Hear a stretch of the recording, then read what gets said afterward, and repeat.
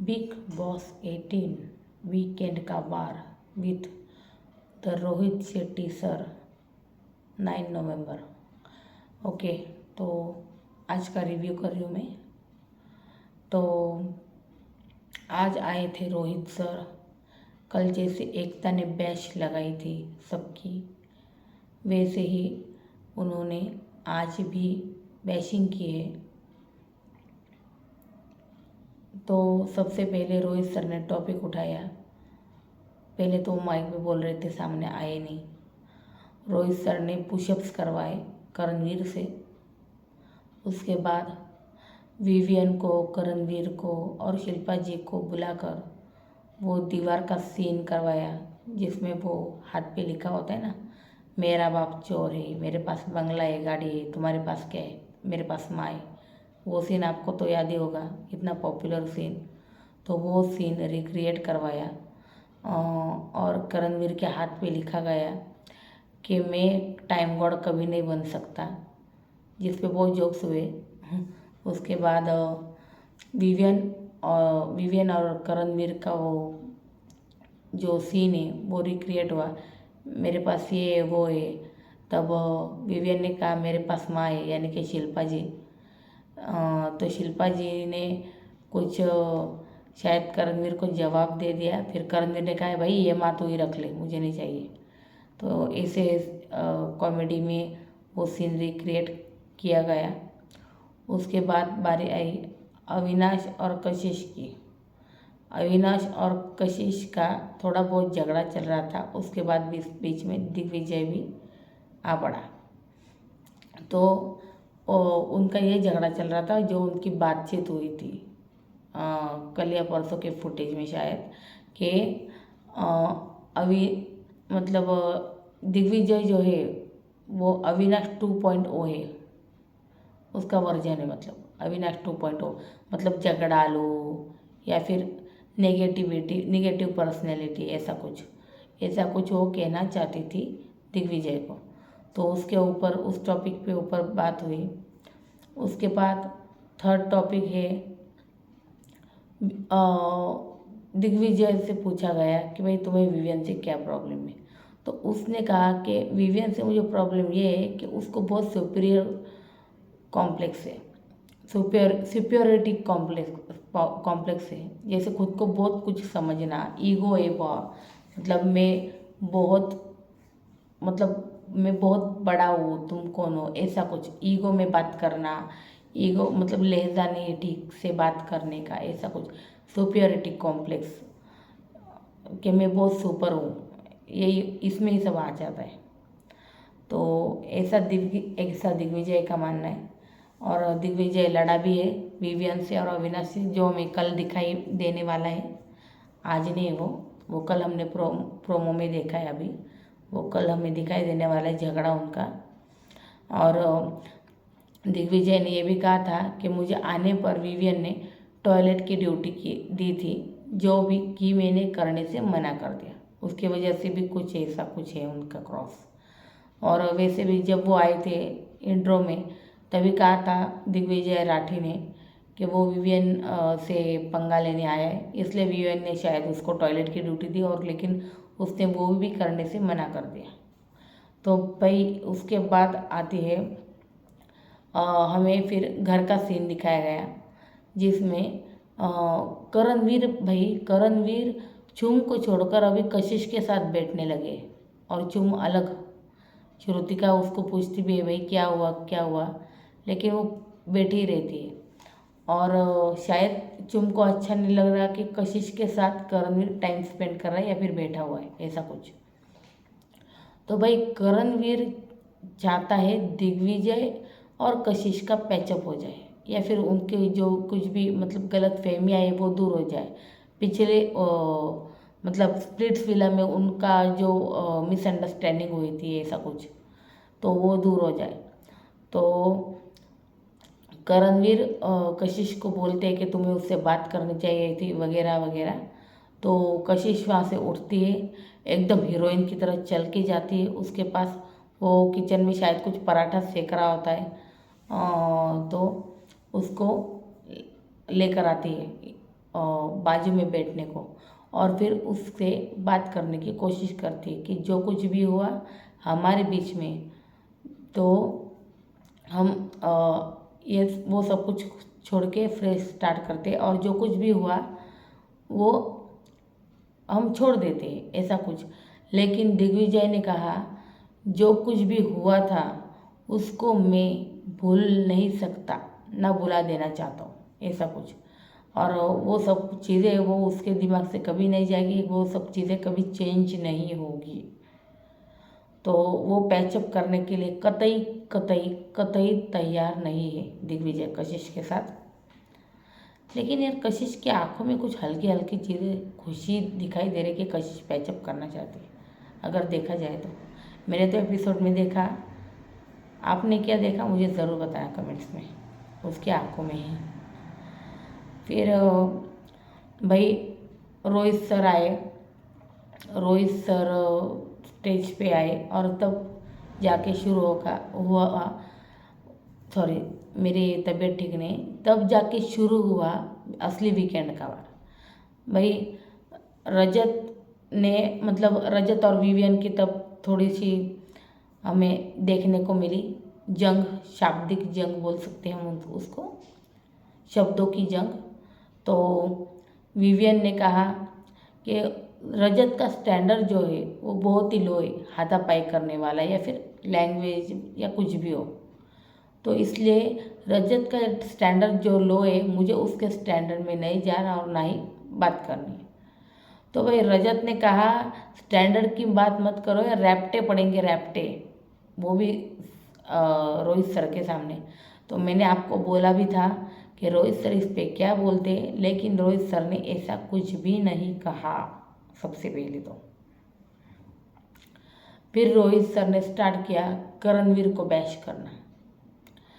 फिर करणवीर को कहा जब अविनाश, एलिस और ईशा, हाँ ईशा को सारा इतना कुछ कह रही थी, इतना गंदा गंदा बोल रही थी, नैपी चेंज करने, क्या नैपी चेंज करवाने जाते हो क्या, पति पत्नी, और वो तो बीच में सोता है अविनाश दोनों के, तो बहुत कुछ ऐसा गंदा गंदा बोला गया था जैसे कि वो चीज़ें कॉन्ट्रैक्ट में नहीं भी होती। और फिर रोहित सर ये सब करणवीर को पूछते हुए नजर आए, तो ये सब कुछ जब बोला जा रहा था तो तुम बीच में क्यों नहीं बोले, ये सब कुछ उसको पूछा गया। लेकिन करणवीर है कि वो मतलब एक्सप्लेनेशन दे रहा था कि वो सब उनका मुद्दा है तो मैं बीच में क्यों जाऊँ। सच बात तो ये है कि जब श्रुतिका बीच में जा रही थी तब भी ये करणवीर बोल रहा था श्रुतिका को, देख ना मज़े ले, ना मज़े ले, क्यों जा रही बीच में, क्यों गैस लाइट लगाने जा रही है, ऐसा कुछ। तो श्रुतिका जब वो सब कुछ रोकने जा रही तब भी श्रुतिका को वो जाने नहीं दे रहे थे। मुझे करणवीर का कुछ समझ में नहीं आता, जब कोई और स्टैंड लेना चाहता है तो उसको स्टैंड लेने नहीं देते, खुद जाकर किसी का भी स्टैंड नहीं लेते, सही बातों पर स्टैंड नहीं लेते। पता नहीं ये इंसान घर में कितने दिन टिकेगा। लेकिन सच में वो ननंदवीर लग रहे हैं एकदम, मतलब जो मतलब औरतें नहीं क्या होती, दो औरतों की जब झगड़ा चालू होता है और फिर वो तमाशा देखने लग जाती, ओ माय गॉड कितना मज़ा आ रहा है, रुको रुको और होने दो और होने दो, बिल्कुल औरतों की तरह वो मतलब उन सब के मज़े ले रहे थे, ऐसा लग रहा था मुझे। ऐसी बात नहीं, औरतें भी मज़े लेते, मर्द भी मज़े लेते, लेकिन वो जो था ना वो तो बिल्कुल वैसा ही लग रहा था। सच में वो ननंदवीर मेहरा लग रहे अभी, क्योंकि उन्होंने कुछ भी ऐसा स्टैंड नहीं लिया और किसी भी मुद्दे पे स्टैंड नहीं लेते। वो अविनाश का हो, ईशा का हो, किसी भी मुद्दे पर। वैसे भी सारा तो बहुत गलत थी, सारा को शिल्पा जी रोक रही थी, कहीं ये बहुत बोलो, ये बहुत गंदा जा रहा है नेशनल टेलीविज़न पे, आप इतना गंदा बोल नहीं सकते। लेकिन भाई सारा तो सारा है, पता नहीं नॉमिनेट होने का गुस्सा था या फिर क्या था, लेकिन वो बहुत ही मतलब गुस्सा उतारते हुए दिखाई दी। रोहित सर ने सारा जी को भी उसके बाद में बैश किया और सारा जी से पूछा कि आपने उनको ये सब क्यों कहा, किस मुद्दे पर कहा, जबकि आपका मतलब प्रॉब्लम क्या था। तो उन्होंने कहा जब वो सेप्टर पकड़ना था तब उनको आउट कर दिया विवियन ने, क्योंकि उन्होंने सेप्टर छोड़ दिया था तो वो आउट ही करते। तब करण सर रोहित सर ने सबसे पूछा घर में कि भाई टास्क में कौन कौन था। तो चाहत थी, रजत थे, दिग्विजय थे, करणवीर थे और सारा थी। तब ये तीनों जब टास्क में नहीं थे तब तुम उनके पीछे क्यों पड़ी थी।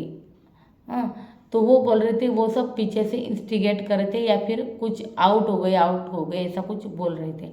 तो ये आउट हो गई जो है तो ये तो सभी बोल रहे थे, अकेले ये तीनों नहीं बोल रहे थे। तो इन तीनों के साथ ही ऐसा क्यों।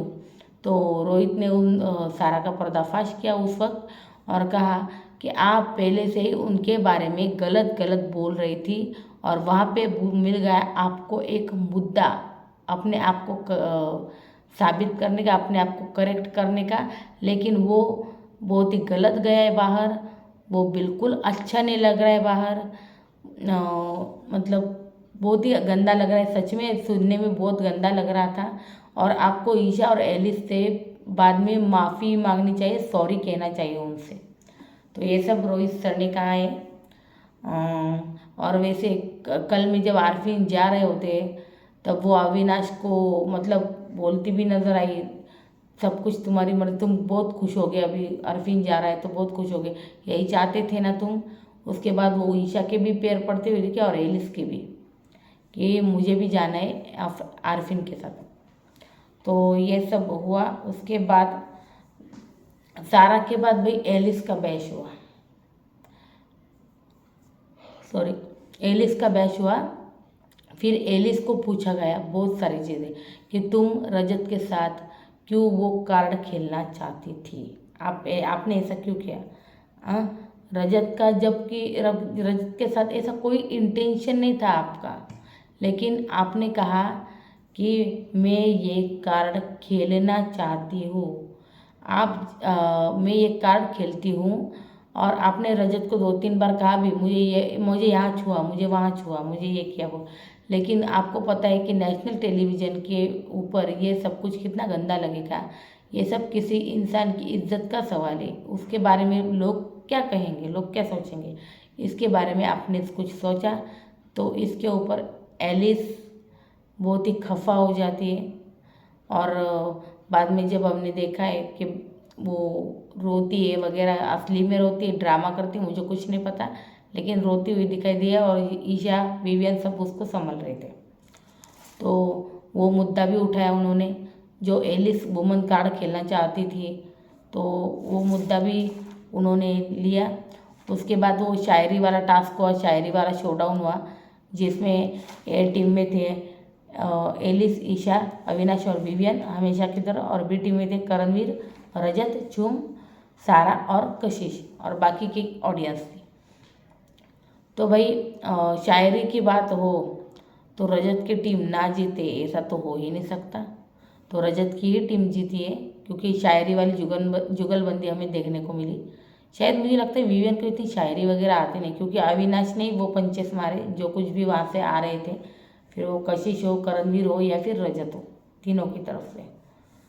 और ईशा ने भी 1-2 पंचेस मारे जो बहुत ही अच्छे थे। तो टीम बी को विनर ठहराया। भाई शिल्पा जी तो यहाँ पर भी पार्शलिटी करते हुए देखी कि भाई दोनों ने सेम किया, दोनों को विनर कर दो। लेकिन रोहित सर ने कहा नहीं नहीं नहीं नहीं, ऐसा नहीं होगा, किसी एक को ही बताना पड़ेगा आपको। तो उन्होंने कहा भाई बी टीम का अच्छा था, क्योंकि जहाँ पर रजत भाई हो तो वो टीम तो जीतनी है। तो भाई ये सब होने के बाद हुआ एविक्शन। जी हाँ, Arfeen Khan, the time God, the time coach is out of house now. Okay, Arfeen Khan is evicted. तो आरफीन खान चले गए घर से। और कल के प्रोमो में मैंने आपको बताया सारा फिर से मोंजोली का बन गई है। आरफीन का जाने का दुख है उसे, पता नहीं क्या है, दुख है या फिर खुशी है क्योंकि वो अब गेम एकदम ओपनली खेल सकती है। अभी देखते हैं सारा का गेम कैसा होगा कल से, तो क्योंकि कल थोड़ा सा तमाशा दिख रहा है हमें। अरफीन जाने के बाद वो जो जैसे अविनाश को बोलती है, तुम सब बायस्ड हो, तुम सब बायस्ड हो, तुम्हारी वजह से ऐसा हुआ है, सबको जिम्मेदार ठहराते हैं अरफीन के जाने का। तो ये सब कुछ कल देखने को मिलने वाला है हमें। तो आज ये सब कुछ हुआ, तो क्या लगता है आपको, दिग्विजय राठी कशिश के साथ पैचअप करेंगे या नहीं? मुझे तो लगता नहीं करेंगे। आपको क्या लगता है कमेंट सेक्शन में ज़रूर बताना। मेरे चैनल को सब्सक्राइब ज़रूर करना, क्योंकि ये थी आज की अपडेट वीकेंड का वार की। कल की अपडेट लेकर, मतलब कल का वार लेकर, कल तो कोई वीकेंड का वार नहीं है, लेकिन रवि सर आने वाले, देखते क्या है क्या नहीं। लेकिन इंटरेस्टिंग एपिसोड हुआ तो रिव्यू तो ज़रूर होगा। तो सब्सक्राइब कीजिए मेरे चैनल को action shorts, okay, action shorts 1 को सब्सक्राइब कीजिए, और ऐसे ही वीडियोज़ और अपडेट जानने के लिए बेल आइकन को दबाएं। Thank you.